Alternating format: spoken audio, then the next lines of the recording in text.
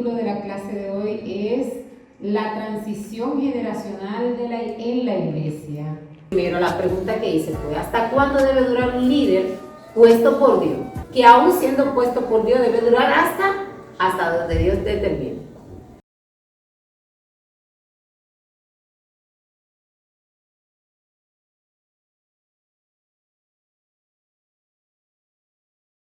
Ahora no sé si la pregunta tenga que ver por eso, pero Sí, desde que llegué fue lo primero que me llegó a la mente y ahora quiero externar que algo que observo es que los errores de Moisés no fueron los errores de Josué. Como que ya por lo menos lo que Moisés pasó, Josué aprendía de eso y ya. Sí, así es. Por ejemplo, la mayoría de los problemas de Moisés fueron por ira. O sea, mató al egipcio, él trayó la tabla y golpeó la peña. Las tres cosas fueron por ira, pero a Josué no lo vemos en eso. No.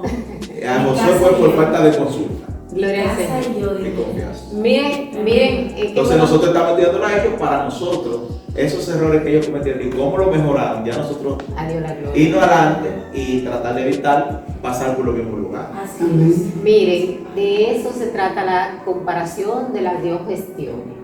O sea, es el encauzar donde lo quería llevar, gracias al hermano pastor, porque el tema es la transición generacional en la iglesia.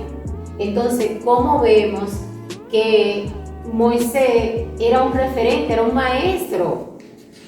Josué estaba ahí mano a mano con él, observando todo, ayudando. Era su padre, su amigo. Miren, mi hermano, Su Josué se convirtió en la sombra de Moisés. Entonces, es para que ustedes vean que Josué no cometió los mismos errores, al revés. Ya, si ustedes se dan cuenta y leyeron la clase, Josué ya había visto que Moisés había tomado líderes en el pueblo y él no desmontó esto, no. Y espías también. Ya él tomó ese referente, o sea, las cosas buenas, él las repitió y le dio continuidad. Así es. Me hago entender, o sea, en ningún momento él dijo, ahora el líder soy yo. Él no se llenó de ego, no se llenó de orgullo, sino que dijo, óyeme, voy a coger lo bueno, darle continuidad y voy a evitar cometer los mismos errores, porque Así es. lo que llamamos errores realmente son oportunidades de mejora, oportunidades para aprender, para mejorar. ¿Por qué razón? Porque si el otro lo comete, es un referente para mí para no cometerlo. Le explico de esta manera. En algún momento hay cosas en la vida que han pasado, por ejemplo en mi vida, supongo que en la vida de ustedes también, que yo misma me digo, no, pero es que yo no soy un referente, yo no tengo, ¿cómo se llama? La calidad moral. La calidad para hacer referencia a tal o X tema, pero al revés. Ese referente puede ser un referente para que los demás no cometan los mismos errores. Gloria a Dios. ¿Qué error tan grave cuando uno encubre las faltas? Ustedes están entendiendo, la Biblia de hecho dice. Porque el otro vuelve también a caer. Porque es que cuando, oye, el problema de encubrir la falta no es solo el hecho de que tú estés encubriendo la falta, es el hecho de que tú estás evadiendo que tu hermano pueda aprender de lo que tú hiciste para que tu hermano no cometa esos mismos errores. Gloria a Dios. Entonces ahí tú vas a recibir no solo la consecuencia de lo que cometiste, sino la consecuencia de tu hermano también, porque tu hermano va a repetir la conducta, probablemente. Amén. El hermano pastor tenía la mano levantada, creo que el hermano Rafael, ¿no? Ok. Dios le bendiga. Amén. Precisamente usted iba hablando y ya iba diciendo algo de lo que yo quiero decir, pero hay algo más por decir. Algo tomando precisamente de ahí, algo hermoso de la Biblia. ¿Cómo nosotros sabemos que Moisés cometió errores? El mismo Moisés lo plasma. ¿Cómo nosotros sabemos que Josué pudo haber dicho, pero déjame no decir, espérate, para que yo no quiero que me quede esa tacha. Que yo me dejé coger de tonto, déjame no hablar de nueva bonita. No, él mencionó sus errores. Y hoy nosotros estamos evaluándolo, lo estamos criticando, estamos diciendo lo hizo bien, lo hizo mal. Pero él se abrió y dijo, no, fue así, que no se lo diga a otro, se lo digo yo mismo. Entonces, mientras que anoche, y muy poderosamente, el mensaje era mirando hacia atrás, volviendo al principio. Dentro del contexto de volviendo a Hechos 12, uno de los motores nuestros para la práctica de discipulado, esa conferencia, esa capacitación que participamos, una de las cosas, está hablando de volviendo a Hechos 12, está hablando de volver, pero dentro de eso, ya dentro del tema, uno de los puntos que se tocaron es que uno de los errores para el estancamiento es, si mal no recuerdo, glorificar el pasado, decir que el pasado es el héroe. Estarnos quedándonos porque antes se hacía así, porque donde yo vengo era de tal manera, y creer que ayer era mejor que hoy. Eso es un error. Pero al mismo tiempo, hoy se está diciendo, o sea, tú no puedes irte del principio, tú no puedes irte del fundamento. ¿Y qué traigo esto a la transición generacional? De que debe haber en el adulto, por decirlo así, un reconocimiento de sus propios errores. No tratar de presentarse como que pretender que lo que le va a dar autoridad sobre el guiado es su intachabilidad, su infalibilidad, sino que aún con sus errores, como Noemí, con Ruth, ella se lamentaba, ella misma casi se aborrecía, pero procuraba el bien de Ruth. Y le iba asesorando y le iba dando consejos. Si ella se encierra de que no, porque es que ya yo, y no le doy un consejo, pero se lo daba. Entonces, ese reconocimiento en las dos generaciones. El que ya pasó, sabe, bueno, yo cometí errores, tú puedes aprender y hacerlo mejor que yo. Y yo, por otro lado, si tengo estas herramientas que sí me funcionaron, te las pongo a la disposición. Y por el otro lado, el joven, reconocer que tiene potencial, que tiene recursos, que tiene tecnologías que el otro no tenía a mano, pero también reconocer que necesita guianza, necesita poder aprender algo de otro. O sea, esa humildad de las dos partes, de reconocer cómo puedo apoyarme en el otro y también confiar en el otro, en abrirme, de que él pueda ver dónde soy vulnerable para que pueda tratar de ayudarme, puede ayudar mucho. Amén. Le dije que íbamos a hacer mención de la clase pasada, voy a hacerlo ahora porque lo que el pastor ha mencionado se conecta a lo que la clase pasada, porque se mencionó casi textualmente de esa manera. No sé si lo recuerdan, donde hablamos que las generaciones en Cristo se encuentran. Así es. Si todos deciden servir al Señor. Entonces, en este punto vamos a hablar de generación, que hubo una generación que se quedó en el desierto dando vueltas y tuvo que quedarse hasta su muerte ahí. Entonces la generación en la transición, la generación, los hijos, oigan bien, estamos hablando de una generación que pecó de tal manera, desagradó tanto a Dios, que murió en el desierto. Sin embargo, esta generación fue la que instruyó a la que sigue. Ellos fueron los que contaron, ellos fueron los que dijeron. La que sigue no vio, la que sigue no vivió lo que la que falleció vivió. No sé si me hago entender. Sin embargo, la generación siguiente sirvió a Dios sin haber vivido lo que vivieron la generación anterior. Hubo obediencia en el punto donde el pastor dice, hubo obediencia en los hijos, pero una vez ellos pecaron, aceptaron la voluntad de Dios. No, sí, después de eso no se dice que ellos siguieron quejándose. Miren, dieron vuelta ahí. Obedecieron a Josué. Miren hermano, a Moisés. En el no, y diciendo la generación que ya está con Josué, exacto, lo obedece porque ya viene con una formación. O sea, queda como referente una mente que la generación, no una mentalidad de esclavo. Gloria a Jesús. Ahora me queda como referente que la generación que falló a Dios y que murió en el desierto por haber desagradado a Dios, instruyó correctamente a la generación siguiente. O sea que ese tiempo de su desierto le sirvió de arrepentimiento, de cambio, de no volver a cometer los errores que su generación, que tuvo que morir en el desierto, no volvieron a cometerlo, aunque recibieron la consecuencia de sus errores, de su pecado. ¿Me hago entender? ¿Verdad? Entonces, como referente tenemos que la generación siguiente fue, como dice el pastor, se unió, luchó, y vamos a ver más adelante qué tan organizados estaban ellos. Yo vi que levantaron la mano. Usted solo. Que le bendiga. Amén. Precisamente, quizá me voy a adelantar, pero lo voy a decir ahora que pueda verme. Esa generación conquistadora, o sea, la generación de las mejores generaciones que ha habido en el pueblo de Israel, la generación de Josué. Sin embargo, hablando de errores que se cometen, la generación toda cometió un error.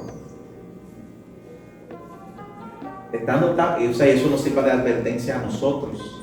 Que a veces estamos tan enfocados en hacer lo que tenemos que hacer, estamos haciéndolo bien, pero nos olvidamos de conectar. Y eso ustedes recuerdan que el año anterior fue uno de los clamores principales de la congregación.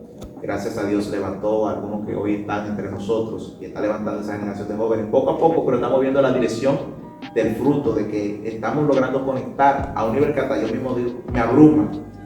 De una conexión, yo me sentía como tal, y eso que en ese tiempo todavía yo pertenecía al grupo de los jóvenes, porque soy joven, pero pertenecía a la asociación todavía, y me sentía como, o sea, ellos están allá y yo estoy aquí, como que ya hay otro lenguaje, hay otros intereses, ¿cómo conecto? No le mueve lo que me movía a mí, todo eso.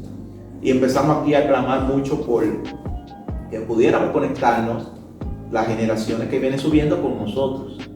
Amén. Y entonces Dios lo ha hecho de tal manera que siento como un amor y una conexión con los adolescentes que se están levantando en este lugar, y siento que viene de allá para acá también, y no solo a mí como pastor, sino que se va transmitiendo en toda la congregación. Eso es muy bueno, porque por bien que nosotros lo estemos haciendo, que estemos enfocados en hacer lo que tenemos que hacer, que predicar, que hacer todo, buscar de Dios, pero si relegamos a que ellos lo encuentren a su manera, cuando puedan y como puedan, nos puede pasar lo que le pasó a esa generación que fue conquistadora, la generación de Josué, una generación obediente, una generación que no se le encuentra mucha tacha. Sin embargo, fueron los que produjeron a una de las generaciones peores que ha habido, no solo en Israel, sino en la historia. La generación de los jueces, que fue una generación que va en decadencia, de mal a peor, porque dice que cada uno hacía lo que bien le parecía. Esto no es lo que a ti te parezca, si a ti te instruyeron, no es lo que bien me parezca, es lo que bien me enseñaron que tiene que ser, que es esto. Entonces, esa generación, al principio dice, se levantó una generación que no conocía a Dios. O sea, son los hijos de los que vieron el Jordán, que los que vieron la muralla de Jericó caer, el sol detenerse y todas esas cosas, y no conocen a Dios. Entonces, esa generación poderosa, triunfadora, conquistadora, fue vulnerable en que no pudo transmitir a la siguiente generación, que no conocían, no había una conexión. Esto ustedes saben ahora mismo, ustedes saben que eso lo podemos ver mucho en las personas que son profetas, que son misioneros y evangelistas poderosos, porque entonces se le olvida la parte de la transmisión familiar. No sé si me hago entender. O sea, puede pasar, o suele pasar. Papi o él. No, es que ahí vemos la misericordia de Dios, que aunque el pueblo muchas veces se desvió, porque casi siempre que Dios tenía que formar un nuevo líder era por el desvío del pueblo. Es decir, le creaba un nuevo líder. Cada vez que hubo problemas, Dios de nuevo levantaba otro líder para que tomara ahí vemos los jueces hubieron, ya usted sabe, pero muchísimo ahí, porque cada vez el pueblo desobedecía a Dios,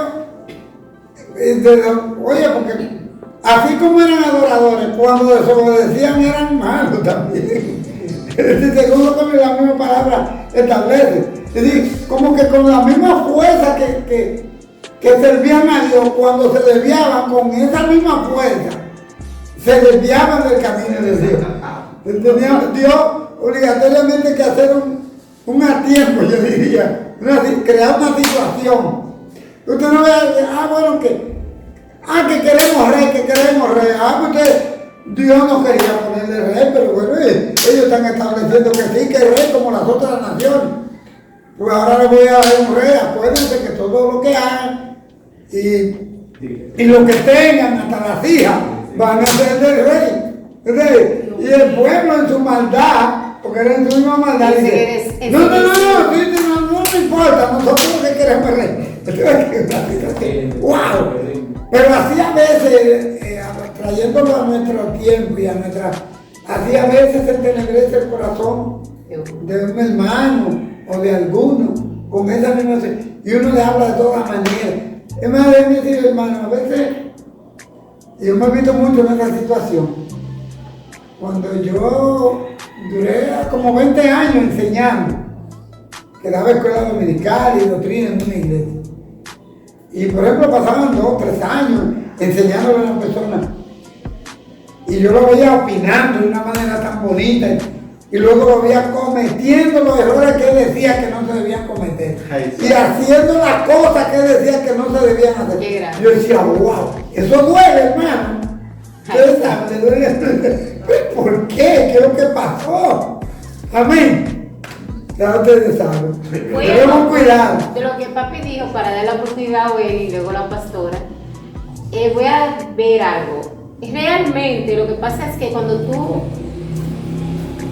tú inviertes en alguien, como usted lo está diciendo, que usted invierte tiempo, qué sé yo, dinero, conocimiento, cuando tú inviertes en alguien, tú esperas de esa persona una actitud diferente. O sea, es como cuando tú siembras y le dedicas tiempo, usted que está sembrando ahora mismo, usted espera fruto, ¿verdad? Y le duele, oiga lo que le voy a decir, hermano.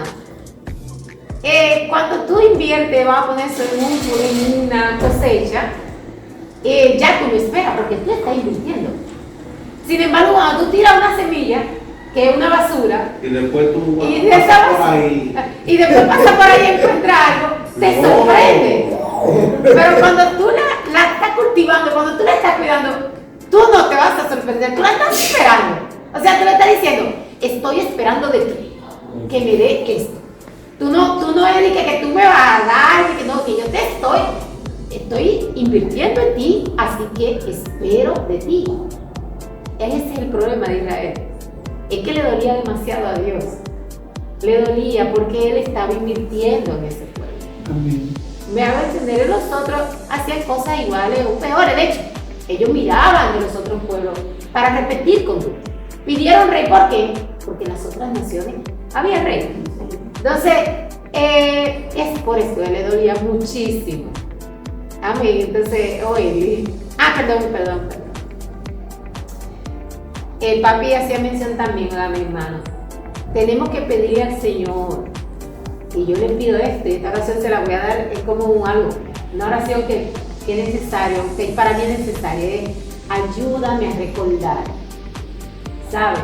Que no seamos nosotros prisioneros de nuestras palabras, prisioneros de nuestras promesas. ¿Verdad? Vamos siempre a pedir al Señor recordar en el momento asertivo lo que tenemos que hacer. Por lo mismo que dice papi, estoy opinando, estoy diciendo, pero cuando en el momento de ejecución no tiene coherencia lo que se dice con lo que se hace, entonces es recordar para la ejecución. Amén. Oye, bien, ahora sí. Yo simplemente voy a mencionar una frase que escuché una vez y me marcó mucho con la transición generacional. Que una buena generación crea buenos tiempos, pero que esos tiempos a la vez crean personas perezosas, vagas, porque están en un tiempo de prosperidad, digámoslo así. Entonces esa generación, al ser vaga, cuando le toca a ellos hacer y no hacen, crean entonces los malos tiempos. Entonces son malos tiempos. Cuando la siguiente generación se topa con estos tiempos malos, crece como una generación que hace, que trabaja para que todo crezca, así haga prosperidad. Entonces crean lo que son los buenos tiempos y se repite un ciclo. Que si miramos en la historia, no solo bíblicamente, sino en la historia, por ejemplo, desde la guerra, digamos, son los malos tiempos, pero después de la guerra siempre hay un tiempo de recesión, pero luego de ese tiempo comienza como la reconstrucción, que crea buenos tiempos. Entonces luego de esos buenos tiempos, que eso tiene incluso un nombre a nivel económico, crea como una decadencia, porque comienza el consumismo, el gasto, y no solo se ve reflejado, o sea, no en la historia, sino también lo podemos ver aquí en la Biblia, que me llegó esa frase cuando tú mencionaste que hubo una generación que tuvo como brilló, que vio el sol detenerse, que tuvo varios éxitos, varios triunfos, pero esa generación, digamos, que vivió un buen tiempo y se le olvidó, como mencionamos, transmitir esto a la siguiente generación. Entonces esta generación, vamos a decir, se volvió una generación dejada, perezosa, que dejó la conexión con Dios. Estaba por sentado. Exactamente. Entonces vemos que esta generación, los hijos de esta generación fueron una generación que en crecimiento, me explico, que tuvieron una buena conexión, pero es por lo mismo. Entonces aquí vemos cómo se cumple, o sea, por eso es que me impacta tanto esta frase, porque que si le damos como un hilo de generación buena crea generación mala y así sucesivamente. Entonces realmente es algo simple, pero que cuando uno le da, exactamente, cuando uno lo ve, lo profundiza, realmente es algo poderoso. Entonces yo siempre trato, por ejemplo, yo he dicho, como lo hemos mencionado, de no tratar de cometer los mismos errores del pasado. Me explico. Si yo estoy, por ejemplo, un tiempo próspero, no convertirme en la persona vaga que va a crear los malos tiempos. Trato de seguir esos valores que han llevado a la prosperidad, de no cometer eso, o sea, no, ya estoy en un buen tiempo, déjame sentarme, ya no voy a hacer nada, yo estoy cómodo. No, al contrario, con esas herramientas, con esas facilidades, sigo haciendo aún más para que se siga desarrollando. O sea, no sé, hay como un aprendizaje de que ya yo sé que si me siento o me confío, vienen los malos tiempos. Entonces, ¿qué hago? No confiarme, al contrario, aprovechar de todos los recursos que tengo disponibles para seguir avanzando. Así, amén. La semana pasada hicimos mención de una generación que pasó así. ¿Qué pasó con Samuel?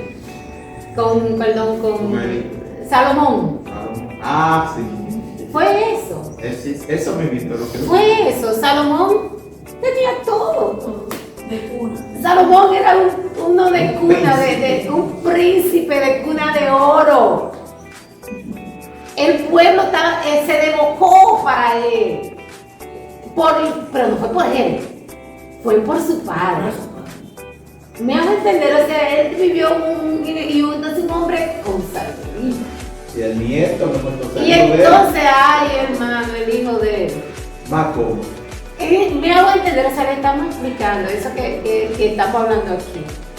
Por eso, bueno, Cristian me dijo una vez, Cristian, que siempre lo menciona, no sé si lo ha hecho frente a ella, que él dice, óyeme, después de tantos años, no me recuerdo, ella tenía, qué sé yo, 12 años o bien, yo me puse a pensar, estos muchachos no han pasado hambre ni un día, hoy no van a comer.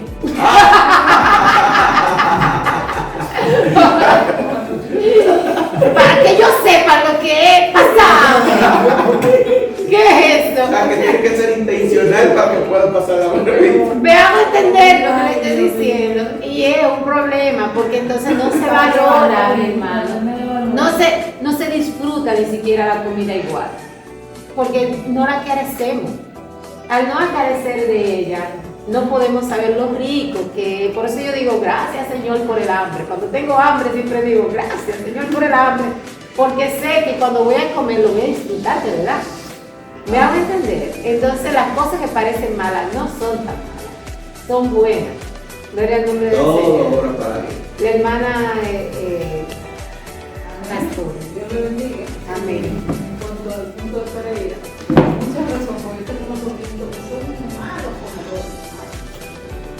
yo les digo, si ustedes supieran qué valor tiene la comida y comida, niños que necesitan comida y no pueden comer porque no la tienen, y ustedes les toca y no quieren comer.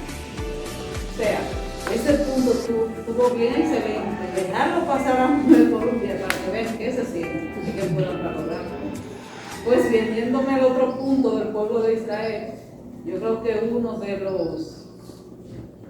los errores más grandes de ellos, comparándolo con la iglesia de hoy, era que ellos, cuando Dios le agarraba la oreja o apretaba, ellos dejaban los ídolos, es verdad, pero habían personas de esas que hacían era que lo escondían.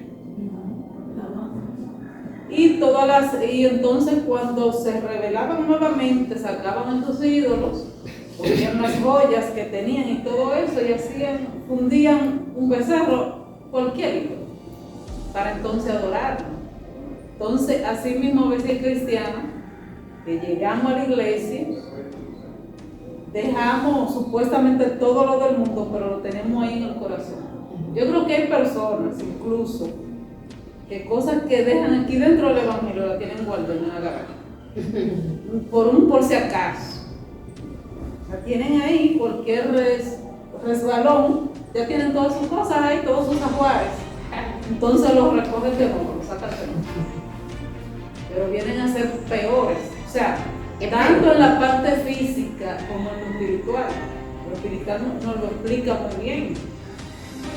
O sea, vienen demonios más fuertes. No se duplican ni siquiera, son 7 peores que llegan. Encuentran la casa limpia. Se encuentran limpia porque había alguien ahí, estaba Jesús ahí, la limpió. Entonces ellos lo encuentran limpia, organizada, pero buscan más.